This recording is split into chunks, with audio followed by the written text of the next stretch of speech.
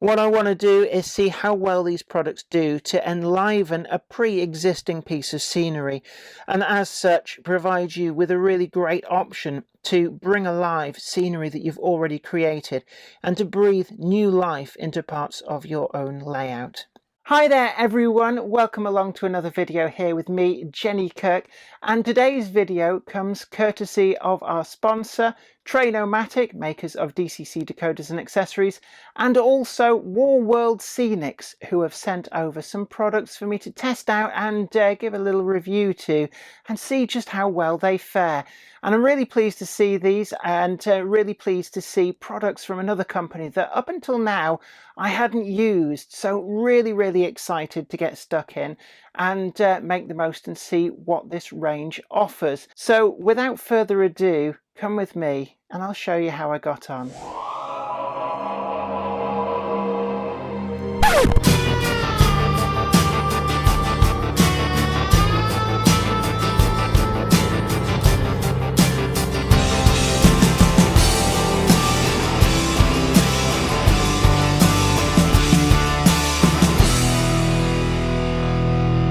These are the products that WW Scenics have been very kind to send over for review.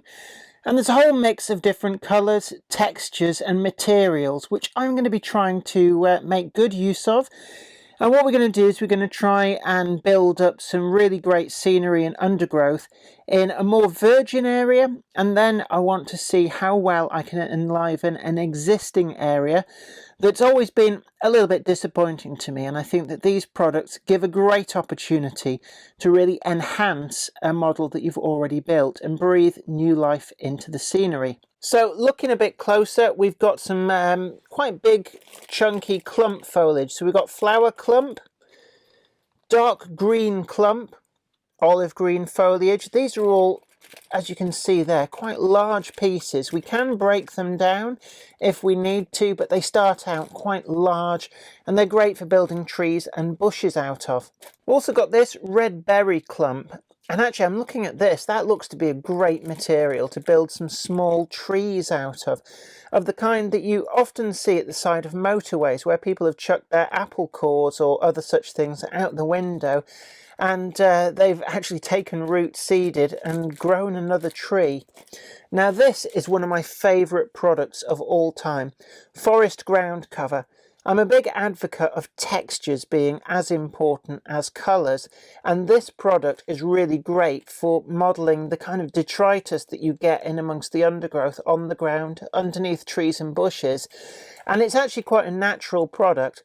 It's very reminiscent of the big bags of bark that you can get from garden centres, but ground right down and kiln dried.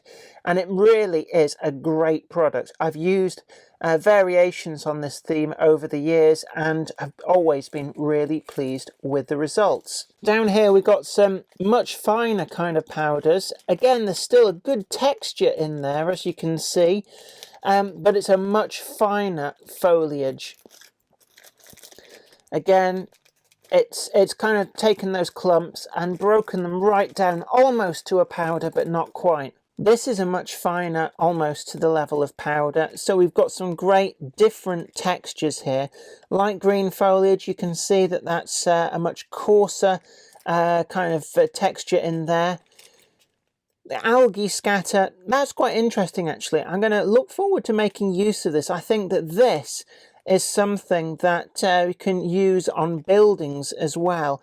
And I quite like the idea at some point, maybe in the future, of using paintbrushes, some glue mix, and then scattering this on to give a suggestion of a kind of an algae buildup on brickwork. The final material that they've sent over is the fine dark green foliage scatter. Again, this is a very fine kind of texture. It's still quite a coarse powder, so to speak.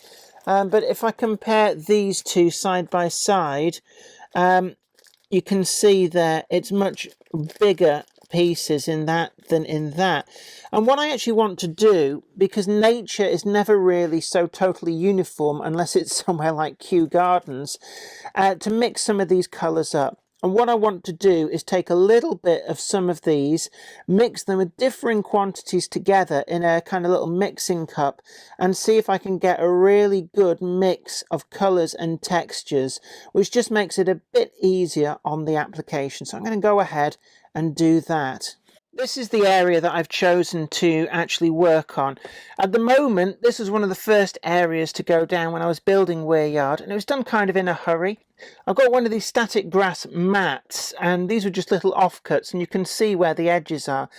Telegraph pole's going to stay, but I'm actually going to pull up a lot of that and clear that space back down to the baseboard, ready for effectively our virgin build of scenery. And I want some trees, bushes, and just general unkempt undergrowth in there, just to give it a demarcation between the yard on this side and the main line over there. After that, well, this is the other area. You can see here an embankment again, which was an early build on Weir Yard, but it just looks too flat and empty for my liking.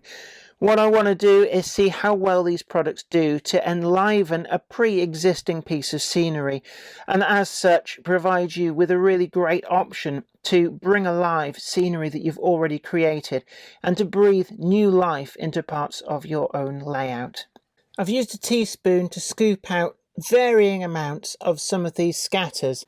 There's no reason or rhyme to which ones I've used or how much of each. I've tried to get a darker mix, so you can see in there that we've got a whole mix of different textures and colours, and I've just literally mixed them all up. I've put a little bit of that forest ground cover in as well, but we're going to use that separately too. And this should hopefully make a pretty varied mix of stuff. I've put some static grass fibres in as well, again to vary that texture. And this is going to be our base covering, which we're going to use to sprinkle in. And we're also going to use some of the foliage kind of neat, as it were. Maybe even mix up some differing batches so that we don't get that uniform colour. That's what we really want to avoid. Some of the other products that we're going to be using are some cheap extra firm hold hairspray. Now, you don't want your really expensive stuff. Don't go nicking your wife or your mum's or your girlfriend's really expensive Elnet, because actually it's not as good for the job and it costs a fortune and you'll get into trouble. Also, we've got some Woodland Scenics cement. So between these two, we're going to have a good go at getting everything glued in. Down at the side here, I've also prepared a couple of small tree armatures. They've got the tacky glue on, which is just on the turn, and I'm going to use these to make up a couple of little trees using some of that clump foliage. And I'm particularly looking forward to trying out some of the red berry clump and the flower clump on these and seeing what kind of trees I can come up with. With trees, it's always a great idea to vary the colour, the textures. You're going to hear that word texture an awful lot. It's probably, in my opinion, one of the most important things to think about when making scenery. The clump foliage is really easy to use. You just break off the bits you want and press them onto that tacky glue just as soon as that glue starts to turn clear, and that's when it really adheres to this stuff. As you can see, we've got two pretty reasonable looking trees with different coloured foliage. I've tried many different ways of making trees over the years, and actually this method is pretty much my favourite. I've even tried the sea moss, sea foam method, and I have to say that whilst I was initially impressed with that, it didn't really have the longevity that I was looking for, and actually I've had much easier and consistent results using this clump foliage on plastic posable armature methods, and it's a very cheap way of mass producing trees. With these two trees, my plan is to glue them in place as the centerpiece for that little new area of undergrowth and bushes. We're going to then build up around them, so I'm going to go ahead and get them in place. I've scraped the area as well as I can, so what I want to do now is just kind of bond what's left and stabilize it so that we don't end up gluing in a new layer that isn't bonded itself to the previous layer. So I'm going to do that with the Scenics cement and just get a coating in on there. With that layer in, just soaks in, the next step is to glue in the trees that we've already prepared using that clump foliage. So find a spot, and I'm going to use some glue, PVA glue, and then just kind of squidge them in. Again, I'm going to put a second one close by, and they look a bit silly at the moment, but that's because we haven't finished. Next step, back with the Scenic cement. There we are. Now that's starting to look a bit wet and horrible underneath there. Be careful not to saturate the clump foliage with the Scenic cement, otherwise you'll make it too heavy and it starts to pull off the tree. Next up, we're going to use that forest ground cover. I'm going to use that teaspoon again. You might need to shake up the bag just to make sure that you're not just pulling off one particular set of textures, as it does tend to settle out over time. Use your fingers as well and just try and sprinkle this in. This is going to be our kind of base level ground cover. And imagine this as being kind of the detritus left behind underneath bushes. So I'm going to add bushes over the tops. And again, shuffle some of this along. That's given us our ground level. So I've started fitting the clump foliage. I secured everything with Scenic cement. And with these, we're just going to put a little bit of glue on and just work them in over the top of the forest foliage. So you'll see at the moment it looks like quite messy, but we're going to build that up. And you can tear these into small shaped pieces, get it in around that telegraph pole as well. And what I want is a whole different suggestion of bushes, greenery, textures, colours. All of this is amazingly important. So I'm going to try some small pieces of the flower clump. I'm just going to work these in places. That is quite green, so I'm not going to use too much of these. Just work them in, and I think we're good with just those couple of pieces. I don't want too much of the light greens.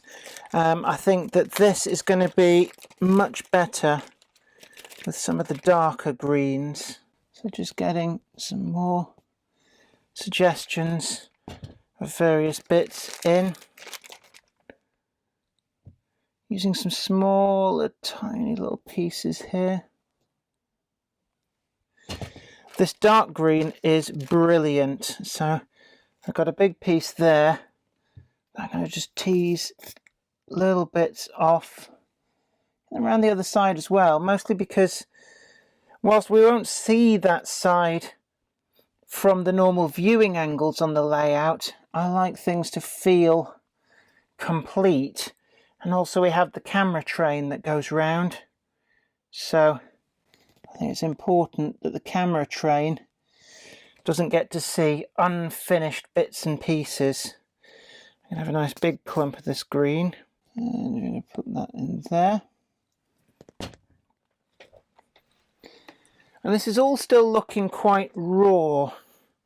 So the next step, we're going to be bringing in that mix that I made up and some hairspray.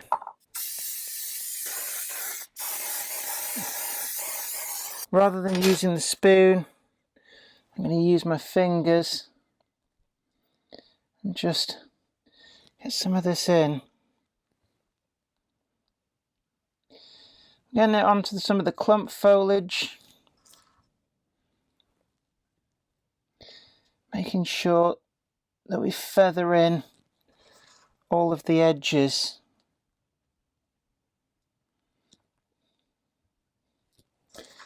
And this, I guess, is where you can mute some of those colours down. And they also bring out a suggestion of flowers and other bits of greenery just growing through. So just work that in around the edges. And it also, where's that hairspray gone?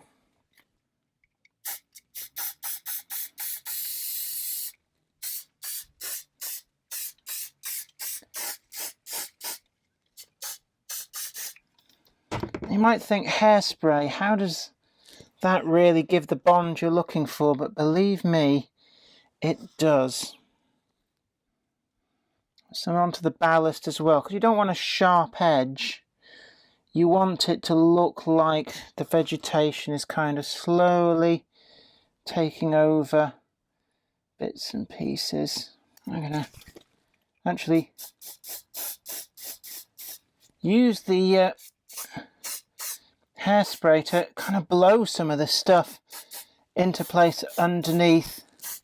I think with the trees, what I'm going to do is I'm going to go with the mid-green foliage. I want to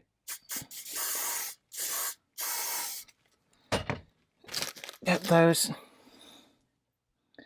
just a little bit of a texture.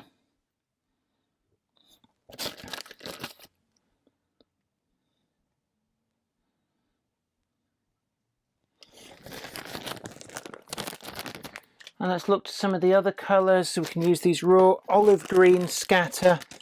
Just try and tone the area down.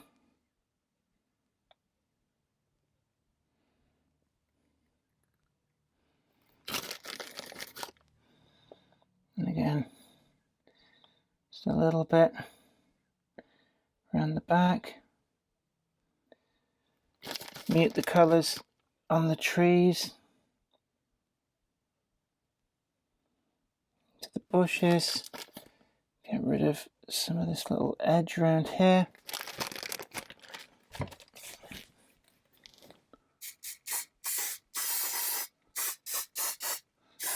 Blow it in from the other side.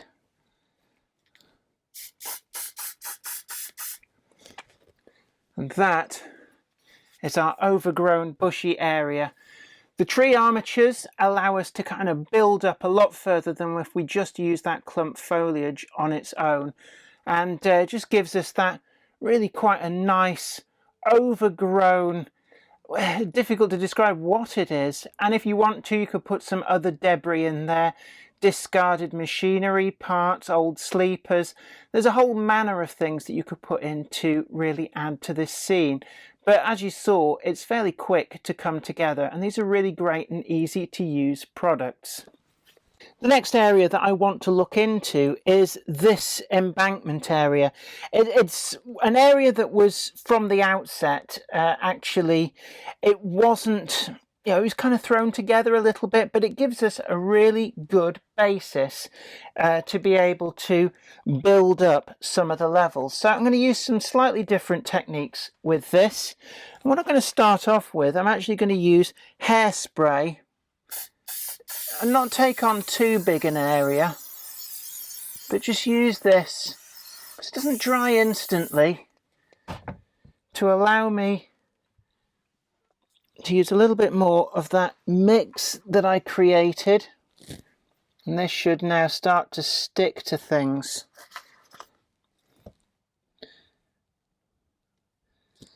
I'm just trying to build up that ground cover. Get rid of some of these areas. You can actually sort of rub this in, and you can see it start to clump with the hairspray. Just push some of this into the ground. Some of these contours, I just get that in. And that initial pass of hairspray allows you to do this, because what happens is that it gives a kind of a sticky-ish layer that this will bond to, and just give you that chance to make it stick. And I'm deliberately going to leave the stuff on the other side of the hedge at the top as is, because that's Slightly more manicured. It is, after all, in a military establishment, so you would expect them to look after their lawns just a little bit more. Just to make full use of this. Rub it in. I can feel that the hairspray has started to dry, as it were, so I'll get another quick blast. You will use a lot of hairspray, and that's another reason to go cheap, because we're not made of money. We'd rather spend our money on trains and actual scenic materials. Hairspray, well, £1 a can, you can't go wrong.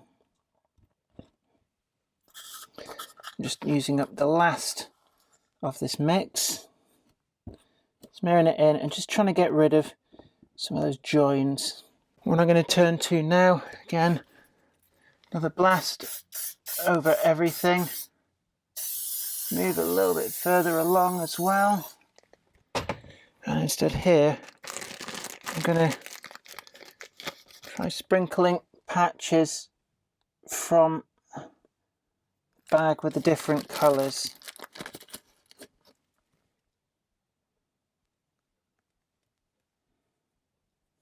Again, textures important. And you can see it looks more textured now. There's more going on, more interest, and less of the ground itself poking through. Put that to one side. Another pass with the hairspray. Don't worry too much about it going on the track. Once all this is dry, track rubber lifts that right off. I'm going to go with the dark green foliage. If you remember, this again is quite dark. Building up those patches. Adding to the ground cover that was already there. This area here, just trying to get some of that covered up. A thicker patch there. Thicker there. Because this embankment will just be overgrown. That's the plan for this. Completely overgrown.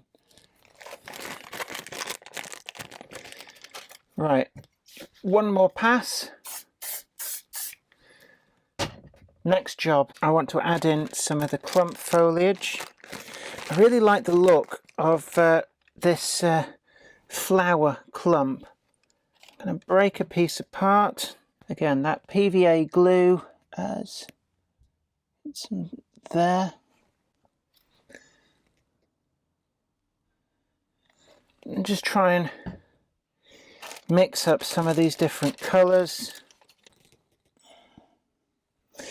Again, adding them into what's already there. What we're doing is we're livening up a piece of scenery that wasn't quite right, and these products allow us to make it right. So again, breaking this clump foliage down, just trying to get the pieces that we want. Again, there's a good piece here. A bit of glue. Another couple more pieces of this, and then I'm going to move on to the next colour. Remember, as I said before, it's textures, colours, the random nature of their placement is the key. Again, this is like more of a dark green, getting a much more random look, and this allows you to have a much thicker texture.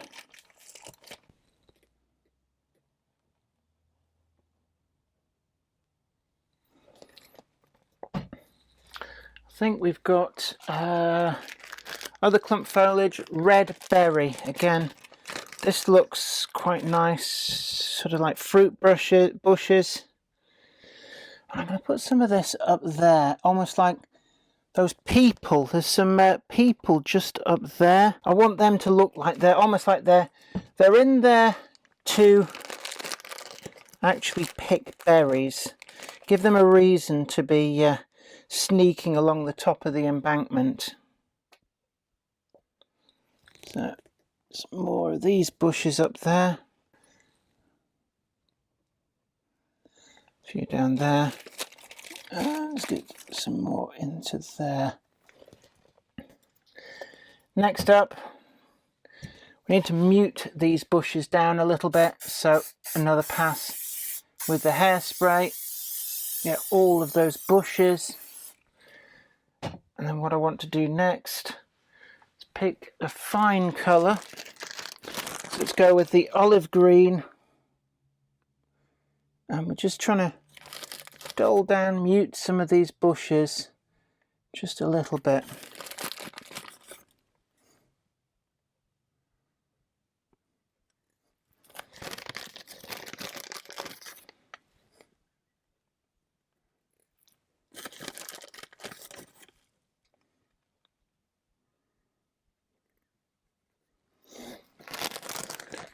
What else have we got?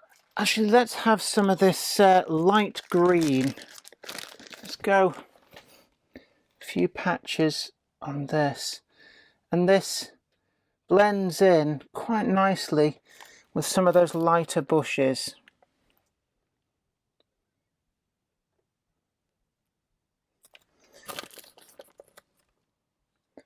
And we're going to just get some of these over there.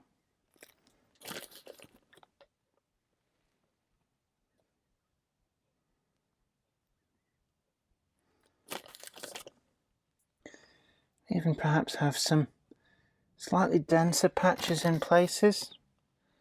So if there's some kind of plant that's growing quite nicely, thank you very much.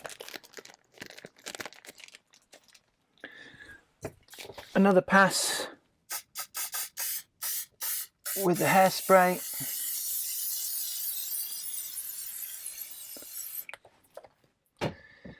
And then one final pass with another different colour.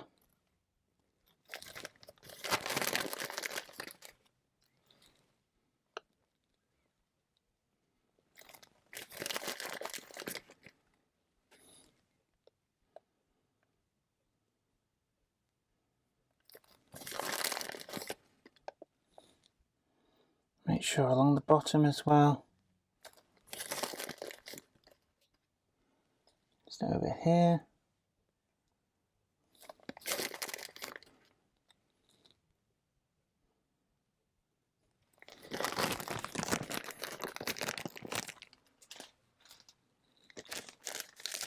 Let's get some really dark green in there as well. Trying to mute the light colours with dark, dark colours with light.